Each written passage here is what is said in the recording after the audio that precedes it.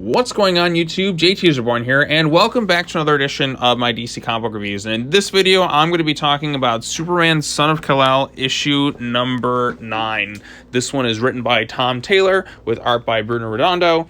And this is part 2 of the crossover with the Nightwing book, which, again, kind of some frustrating things why the Nightwing book needs all these different crossovers and stuff going on so soon is beyond me. I get Tom Taylor is writing this and Superman Son of Kal-El, but I wish the Nightwing book would have kind of finished some storylines before it started getting into the crossovers, because it left so many things kind of hanging. And like by the time we get back to this, I was like, oh yeah, I remember that storyline like 5-6 months ago at this point. I don't know, just kind of just the pacing of it just feels kind of off. But yeah, this is the Dick Grayson and John Kent Superman team up thing.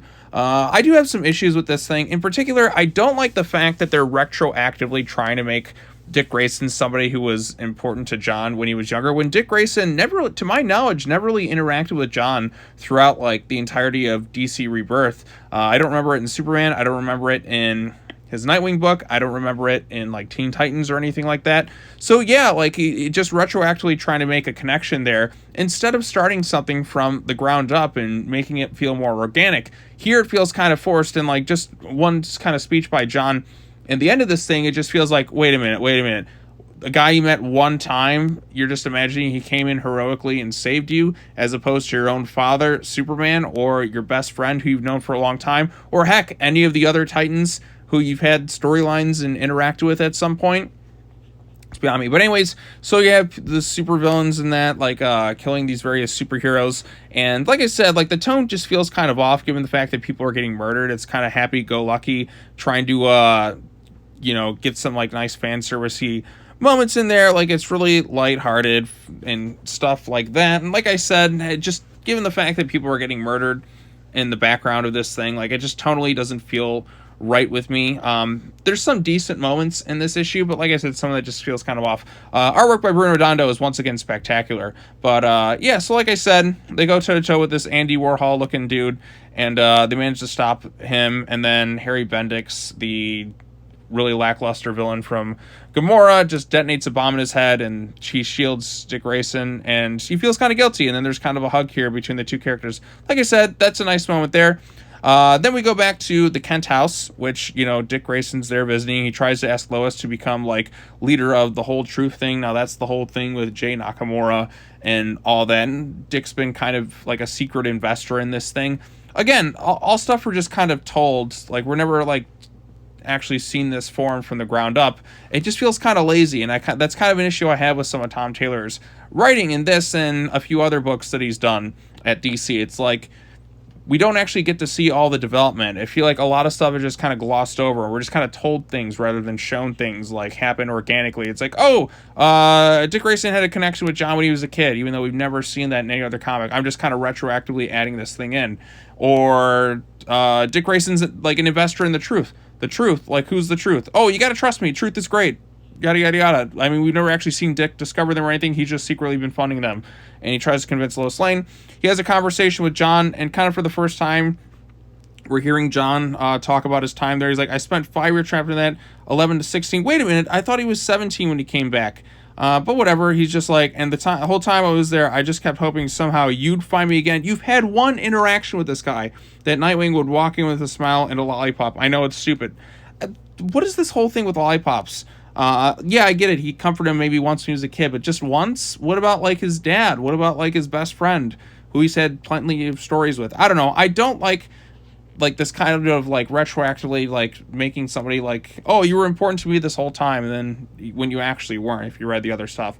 But as they're talking, Jay Nakamura comes in, fading through the wall, doesn't even knock on the door because he's incredibly rude or something like that. I don't know. I don't really like this character. There's been nothing really interesting about them. They have all these, like, powers where they can just kind of fade through things, so they're pretty much invulnerable to things, which kind of kills suspense in a story. Do they have any weaknesses?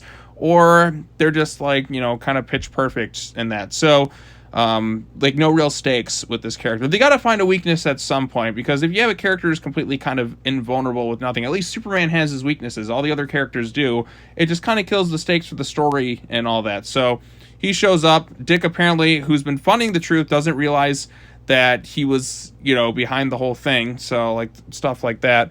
And then the issue ends with Dick, who somehow just kept this dirty-ass lollipop in his pants the whole time. I get if he's in his Nightwing costume, he's like, okay, we're out looking for a kid, but why is this grown-ass man giving other, like, kind of grown-ass man a lollipop?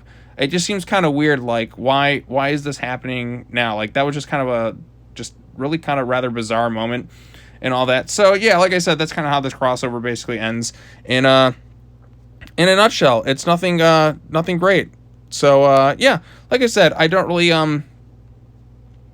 get what's going on here with this storyline. It was just kind of a lackluster two-part event. I don't like retroactively kind of adding things in rather than actually, like, doing the work and building a strong connection with the characters from scratch, given that they don't really have a history. I thought it would have been kind of more interesting to see Dick Grayson and John kind of almost like meeting a bit for the first time and really kind of forming a connection from the start. Like, hey, look, I knew your dad, and maybe get some growing pains. Here it's just like, oh, yeah, you were there that one time, and yada, yada, yada. I don't know. And plus, John's aging up thing. Wasn't he 17 when he came back? Like, does nobody know John Kent's age at this point? It just feels a bit all over the place anymore, and I just don't know anymore. So, yeah, those are my quick thoughts on Superman Son of Kal-El number 9. Didn't particularly like this two-part crossover. Artwork is once again fantastic. Bruno Redondo. Like, there's maybe like a one or two like nice little moments, but like the ending is just kind of weird. Like I said, why is he giving him a lollipop like this? Like he's a grown adult at this point. So I don't know. Just like, did he just keep that dirty ass thing like in his pants the whole time? He's in a civilian getup. Does he just carry around this stuff at all times? I don't know. It just seemed kind of questionable at that point. Like, you know what I'm saying? So yeah. All right, well, that's all I got to say. Post your comments down below and let me know what you thought of Superman Son of Kal-El number 9. Like I said, I didn't quite enjoy this thing that much. Artwork was nice, so that's the positive I can say about this thing. And hopefully after this, with the Nightwing book, we can kind of get back to focusing on the stuff that happened before Fear State at this point, because like we had like the book lost all of its momentum and it's kind of struggled to get back to that.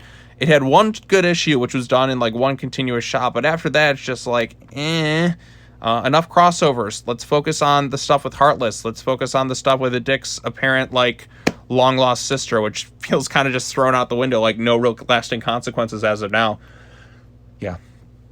All right, well, that's all I got to say. Be sure to like, subscribe to the channel, share this video around if you feel like it, and yeah, that's all I got to say. I got more comic reviews coming up later on today if possible. All right, that's it. Take care now. Bye-bye then, and I'll see you all in the next video. Peace.